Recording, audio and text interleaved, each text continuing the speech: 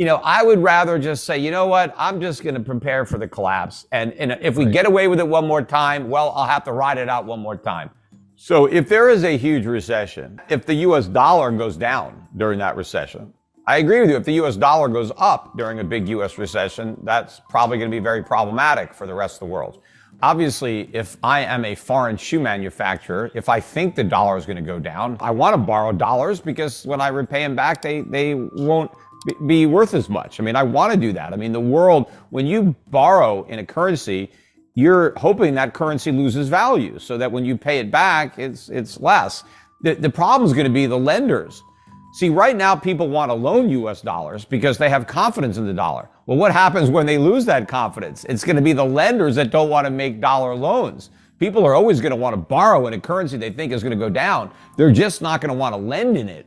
And that's going to be a big problem for the US government because we are the world's biggest borrower. We have to borrow from everybody. And if people don't want to lend to us, and I don't think they will, not at an interest rate that we can afford to pay, more and more of our enormous deficits are going to be financed by the Fed. I mean, the Fed's going to have no choice, politically speaking, but to crank up the printing presses. So for all this talk about quantitative tightening, they are getting ready for another round of quantitative easing because that is the only way to politically finance $3 trillion deficits or whatever they are. I mean, and we have these huge deficits. Supposedly we have this great economy and we still have $3 trillion deficits. Where are they going to go in the next recession? 5 trillion, 6 trillion?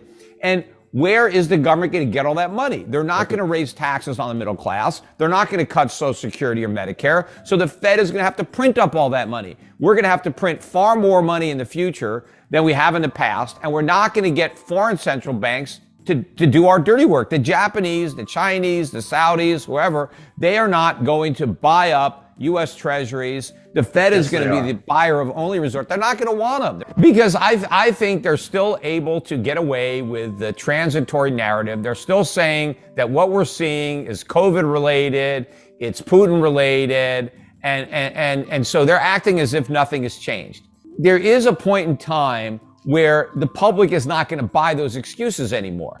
And, you do still have some old school central bankers in Germany in the Bundesbank.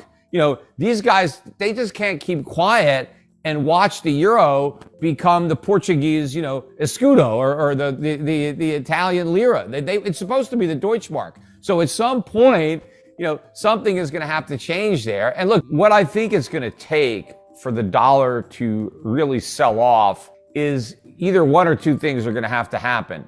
Either the Fed is going to have to come clean and admit that the U.S. economy is not as strong as it thought, and therefore it's not going to be able to be as aggressive as it claimed when it comes to inflation fighting. And it may even try to say that the weakness in the economy means that we don't have to fight as hard because inflation is simply going to come down as a function of the weakening economy, because Powell kept saying that, the economy is super hot, it's overheating, and it's this red hot economy that is causing inflation. Now, that's not true, but that's what the Fed claims. And so the Fed will have at least an excuse initially to adopt a less hawkish or more dovish, forward guidance in the face of all this mounting evidence that the economy is either headed to a recession or already in a recession.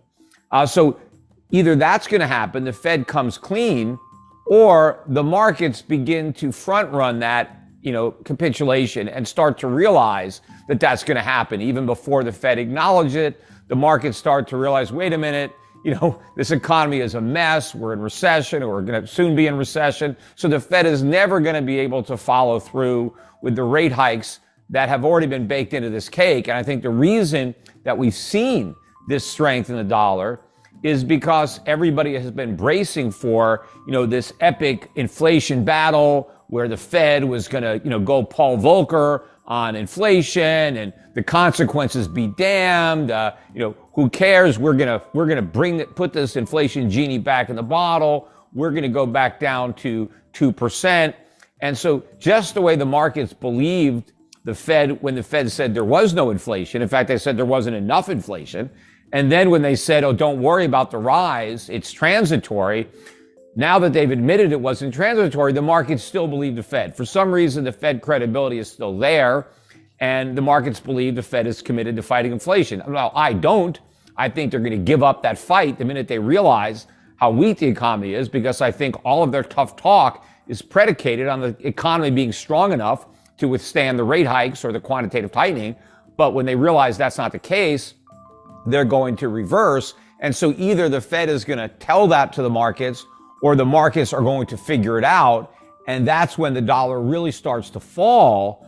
But what I think is the nail in the dollar's coffin is when the Fed turns its attention to the economy and starts to stimulate the economy, even though inflation has not returned to 2%. And in fact, I believe that the next recession will be a catalyst for an acceleration of inflation as the Fed prints more money to try to prop up the economy. And we're going to get the economy falling at the same time inflation is rising. And that means unemployment is also going to be picking up dramatically. You know, the Powell was talking about how he had this great labor market, the greatest he's ever seen. That's a great contrarian indicator that the labor market is about to fall out of bed and we're about to see a big problem. So I think the same thing with the Fed. They think this labor market is so strong, it's an accident waiting to happen.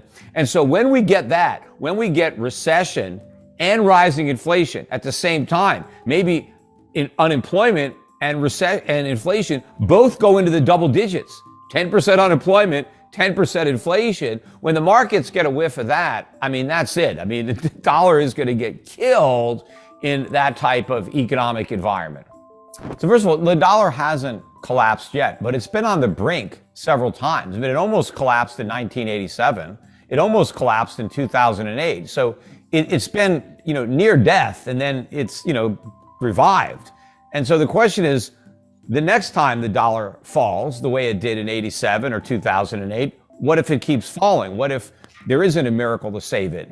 That's what my thought is that how can you press your luck? Because I agree with what Brent is saying in that I'm right inevitably, but the timetable is difficult to tell. What if the imminent threat, or not maybe a threat, is that the dollar goes up before it goes down, because in the long run, it's cross currents at play, right? But here's the thing. How do you know when you've arrived at the long run? Because you can always say it's a problem in the long run, it's a problem in the long run.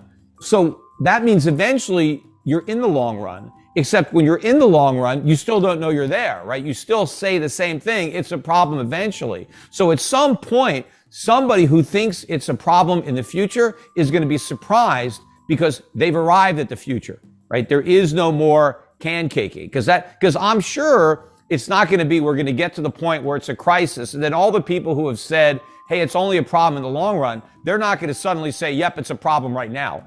They're not going to know it's a problem until it's a crisis. So it's going to have to happen. So the question is, can we do it again?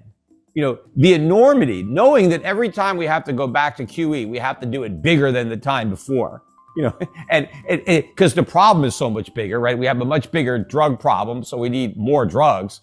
Can the U.S.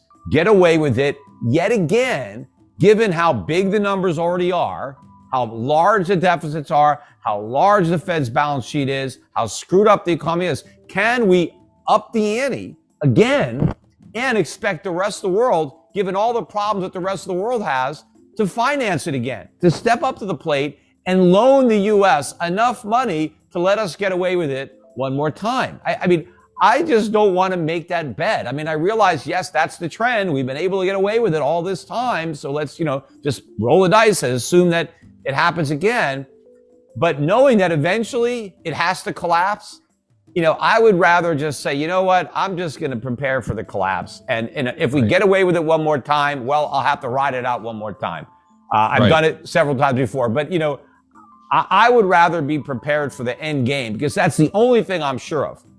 The path, it's difficult. What would get me to change my mind? I don't think I can change my mind, because I know I'm right. But it's possible that Brent is right, and that before the dollar crashes, it has another big rise.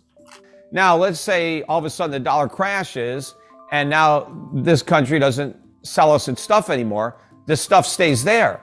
Well, somebody in that country is going to buy that stuff. They're not going to just, drop it into the bottom of the Pacific Ocean.